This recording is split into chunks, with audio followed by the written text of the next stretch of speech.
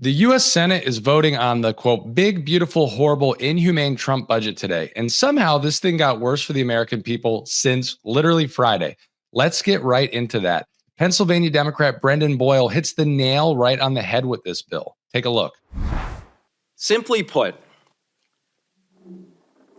besides all of the other important issues involved in this bill, this is the overarching truth. It is the biggest tax cuts for billionaires in American history, paid for by throwing 13.7 million Americans off their health care coverage. Now, those aren't my claims. That is not subjective. The nonpartisan Congressional Budget Office just this week confirmed that at least 13,700,000 Americans will lose their health care if the GOP bill for billionaires becomes law. That is bad economics. It is unconscionable. Even conservative Republican Senator Josh Hawley called it morally wrong. I can't believe I'm saying this, but Josh Hawley is right. Josh Hawley may have been right when he called this budget morally wrong, but he still voted to move it forward over the weekend. But at least one Senate Republican has a spine. Maybe, kinda, a little bit. We'll see tonight. Check it out. So what do I tell 663,000 people in 2 years or 3 years when President Trump breaks his promise by pushing them off of Medicaid because the funding's not there anymore, guys? When the White House, senators advising the president are not telling him that the effect of this bill is to break a promise. And you know, the last time I saw a promise broken around health care, with respect to my friends on the other side of the aisle, it's when somebody said, if you like your health care, you can keep it. If you like your doctor, you can keep it. We found out that wasn't true. That made me the second Republican Speaker of the House since the Civil War, ladies and gentlemen, because we betrayed the promise to the American people. 2 years later, 3 years later, it actually made me a U.S. Senator, because in 2010, it had just been proposed. And just anticipation of what was going to happen was enough to have a sea change election that swept Republicans into the majority for the second time in 100 years. Now, Republicans are about to make a mistake on health care and betraying a promise. It is inescapable that this bill in its current form will betray the very promise that Donald J. Trump made in the Oval Office or in the cabinet room when I was there with finance, where he said we can go after waste, fraud, and abuse on any programs. Listen, folks, Thom Tillis is a deeply conservative guy, a true Tea Party conservative. He's not speaking to us from the floor of the U.S. Senate. He's speaking to his fellow Republicans in that clip. And besides calling someone a socialist, I don't know that there's any greater insult among Republicans than comparing something to Obamacare. Ouch. Now, Tillis is correct. It is inescapable that this budget betrays the promise Trump made to voters on protecting Medicaid. But that really begs the question, why did Tillis believe anything that came out of this man's mouth in the first place? We're talking about this guy. And then I helped China. So by reducing it. We still don't know. We don't have the clarity on what you're going to do with these expiration of these pauses. July 9th. No, I thought I just said it. China. I thought I just said it. You ready? You're going to send the letters. I'm going to send letters. That's the end of the trade deal. I could send one to Japan. Dear Mr. Japan, here's the story. You're going to pay a 25% tariff on your cars, you know. So we give Japan no cars. They won't take our cars, right? Seriously, I have some degree of respect for Thom Tillis for standing on the right side of history this weekend. But why was he ever on the side of the absolute clown that we just saw in that clip? And why would he ever believe a word that came out of his mouth? And what is he going to do in today's vote? And here's the kicker. Tillis showed just a little sliver of backbone this weekend, but was immediately greeted with a primary threat via a Trump social media post. And what did he do? Tillis announced he wouldn't seek re-election next year. This is a profile and courage for today's Republican Party, folks. This next senator has no shortage of backbone. Let's watch Raphael Warnock take to the floor and offer a scathing indictment of the Trump budget and introduce my favorite new talking point, quote, socialism for the rich. What did I just say was the biggest insult you could hurl at a Republican? Oh, right. We are engaged in Robin Hood in reverse, this body of stealing from the poor in order to give to the rich. This massive transfer of wealth from the bottom to the top. Yeah, this is socialism for the rich. And when the people hear about it, guess what? They don't like it. Democrats and Republicans and independents, when the people hear about what's in this big, ugly bill, they don't like it. And that's why the folks on the other side are trying their best to fast track it. That's why they're trying to pass it, and they haven't even finished writing it. They're twisting themselves in knots, making their members walk the plank under the threat of a primary to pass this big, ugly bill. The American people do not want to rob our children of food and health care and then burden them with trillions in debt to give billionaires and wealthy corporations another tax cut. The people do not want this bill.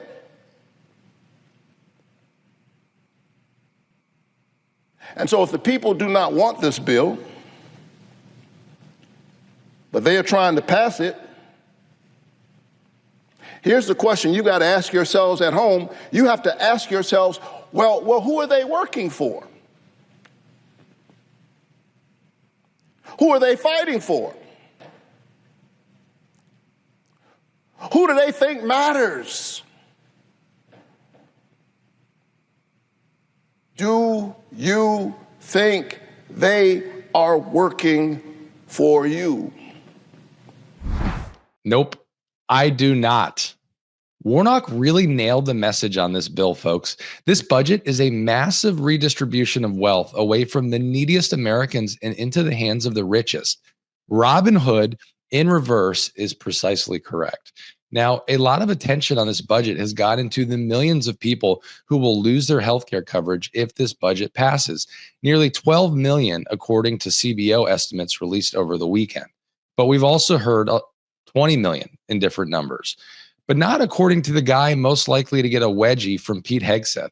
Kevin Hassett, Trump's least informed and least likable economic advisor, was on Fox News this weekend with that frothy mixture of lies and illusions. Check out this nonsense from Hassett. You're getting hammered on these Medicaid cuts. Some on behalf of Thom Tillis out of North Carolina. What would you say to those who are coming after you on the Medicaid issue?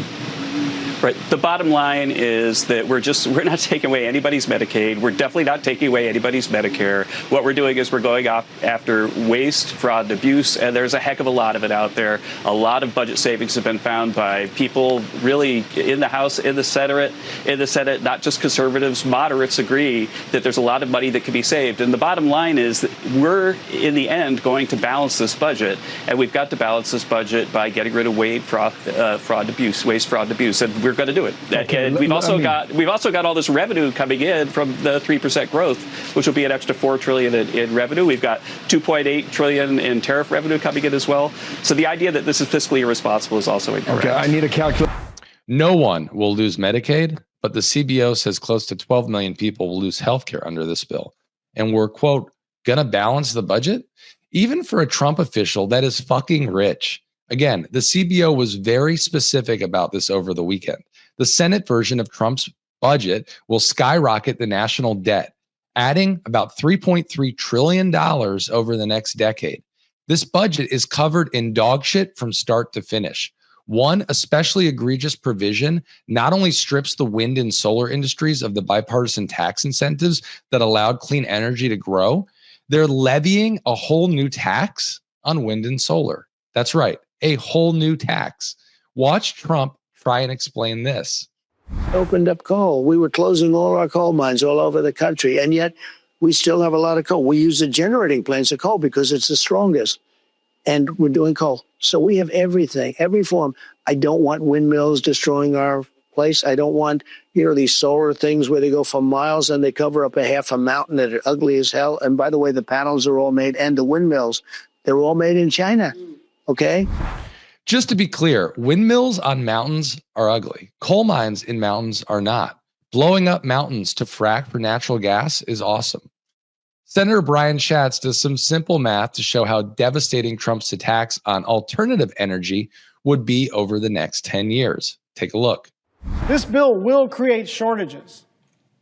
This bill will impede economic progress. This bill will increase prices. The 500 gigawatts less energy in the next decade is pretty much exactly the amount of energy that we're going to need to meet rising demand. We are going to have energy shortages as a result of this legislation. And you don't have to love clean energy or be an environmentalist, and I love clean energy and I'm an environmentalist. But you don't have to care about the climate. I think you should. You don't have to care about the climate to understand that this is a basic question of supply and demand. Energy demand is soaring for the first time in decades, largely, not exclusively, but largely because of AI data centers. And our best chance of meeting it in the next few years is with wind and solar, not oil and gas. Even nuclear and geothermal are going to take a while. That is not just a political talking point or a preference of mine. It's just a fact that gas turbines are stuck in a years-long backlog. It's also a fact that 80% of the new capacity on the grid last year came from solar and storage. It's growing, it's cheap, it works. And there are hundreds more projects that are in the pipeline waiting to be hooked up. So the idea that we're going to kill the only energy that can be brought online in the short run, the very same week that half the country was melting in a record heat wave, which left tens of thousands without power, is beyond absurd. That'll cost people, not companies, people, ratepayers, $60 billion in this decade alone. Your electric bills are about to go up.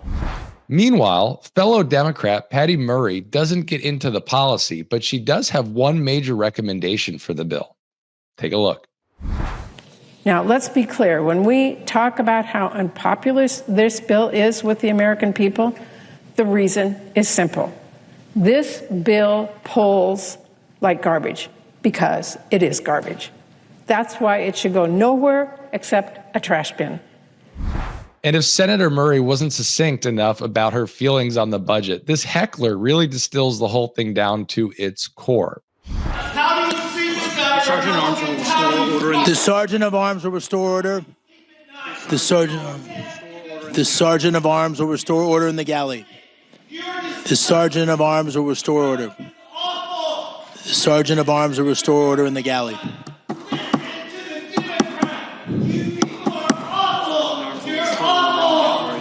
Sergeant of Arms will restore order in the galley.